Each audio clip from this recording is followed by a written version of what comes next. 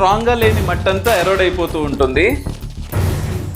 Leader లాగా ఎవడైతే ముందుంటాడో, ఎక్కడైతే ఐరన్ ఆక్సైడ్స్ ఇవన్నీ ఎక్కువగా ఉంటాయో, ఎక్కడైతే నీకు రాయి స్ట్రాంగ్గా ఉంటుందో అది మాత్రమే మిగిలిపోతుంది.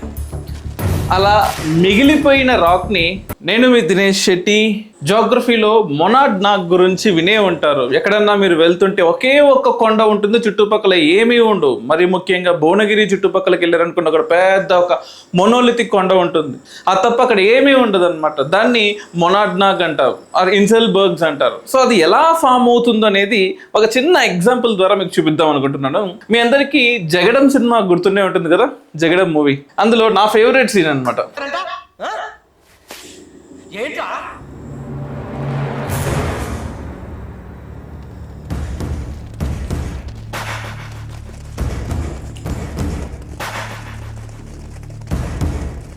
అప్పుడు ఆపోజిట్ అందరూ వస్తారనమాట. ఇది ఎరోషన్ అనుకుందాం, వాటర్ ఎరోషన్ అనుకుందాం. స్ట్రాంగ్గా లేని మట్టంతా ఎరోడ్ అయిపోతూ ఉంటుంది. లీడర్ లాగా ఎవడైతే ముందుంటాడో, ఎక్కడైతే ఐరన్ ఆక్సైడ్స్ ఇవన్నీ ఎక్కువగా ఉంటాయో, ఎక్కడైతే నీకు రాయి స్ట్రాంగ్గా ఉంటుందో అది మాత్రమే మిగిలిపోతుంది.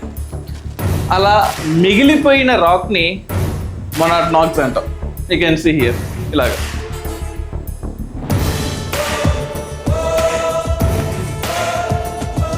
నాకు ఈ పొజిషన్ అంటే ఇష్టం. ఎప్పుడు ముందుండేవాడే లీడర్. గుర్తుందా? ఎప్పుడు ముందుండేవాడే లీడర్.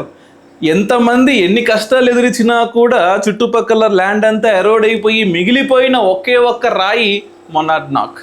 సో యూపీఎస్సీ ప్రిపరేషన్ చాలా ఈజీ. ఐఏఎస్లు ఐపీఎస్లు ఎంతో కష్టపడితే అయిపోకర్లేదు. చిన్న చిన్న కాన్సెప్ట్స్ని ఈజియెస్ట్ వేలో అర్థం చేసుకుంటే పెద్ద పెద్ద కాన్సెప్ట్స్ ఈజీగా బుర్రకెక్కుతాయి. అది బుర్రకెక్కితే ఎగ్జామ్ బాగా రాసుకోవచ్చు. సో నేను మీతో ఉంటాను, ప్రిపరేషన్ మంచిగా చేయండి. మీకు ఏ డౌట్స్ ఉన్నా సరే నన్ను అడగండి. కింద డీటెయిల్స్ లింక్స్ అన్ని పెడుతున్నాను. I can guide you.